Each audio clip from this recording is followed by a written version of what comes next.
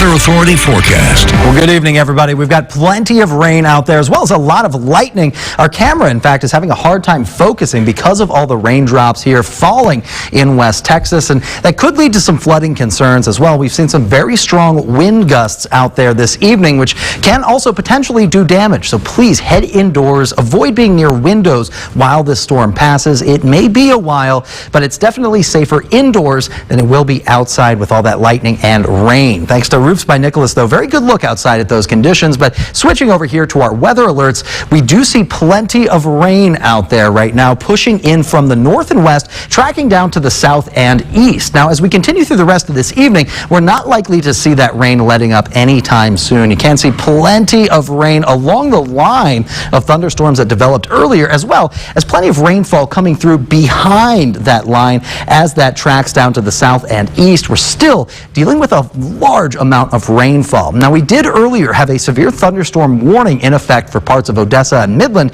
but now that has been expired. It was due to the very strong wind gusts that we saw associated with that storm line. Thankfully, no real hail came with it, but now we have some flooding concerns, especially in West Odessa and parts of Crane.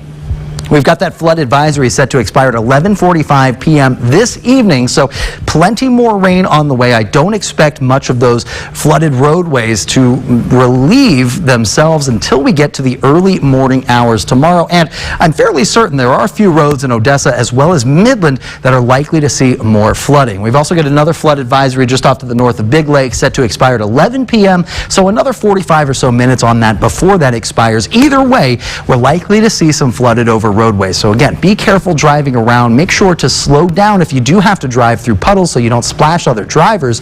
In addition, if you can avoid those flooded over roadways, that is the best case scenario. Just try to avoid the situation entirely. You see plenty of rainfall moving through parts of the basin and plenty more on the way. South of I-10, we see a lot of rainfall in parts of Marfa, Alpine, along the Marfa Plateau, but nowhere near as much as what we saw earlier in the afternoon, as well as not even close to what we've got in the basin right now. So again, make sure to avoid those flooded over roadways when possible. If you absolutely have to drive through them, make sure to do so slowly. Again, try not to splash other drivers, but you also don't know what's at the bottom of those flooded roadways. It could be a bucket of nails. It could be hazardous. You don't want to end up with a flat tire in this torrential rain.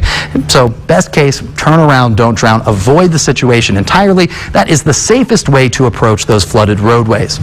Now, for the rest of the evening, a lot of this rain is going to continue tracking down to the south and east, but notice, even after midnight, we're not done with that rainfall just yet. As we continue to tomorrow morning, still a few residual showers across the central and northern basins. As we get into the afternoon time, we'll start to see those showers transition into thunderstorms and likely to produce a lot more rainfall. Now, because we're seeing so much rain now, I don't expect much in the way of any hail potential, but notice how long that rain event lasts. Even as we head into Wednesday, we're still not quite done with that rain, so we could be looking at more flooding as we continue through the middle of the week. Now, switching over here to our 7-day forecast, we have plenty of rain on the way and plenty of rain chances to match. So please make sure to watch out for that. It looks like my clicker is non-responsive right now, so let me pull up that 7-day. Here it is, showing off 80% chance for rain on Tuesday, a good 60% chance on Wednesday, and another 20% chance for more lingering showers on Thursday. So it'll be a good couple of days before we see that rain finally letting up. That is going to give us plenty of flooding potential. So again, be very careful driving around. Remember, turn around, don't drown. Because we have chances for rain tomorrow morning, in addition to the afternoon time, maybe set yourself aside a little extra time to get to where you're going for the morning hours. If you have a morning commute or something, give yourself an extra 5 to 10 minutes to get to your job on time. It's just so that you can go slowly through those flooded roadways. If you can avoid them, please do so.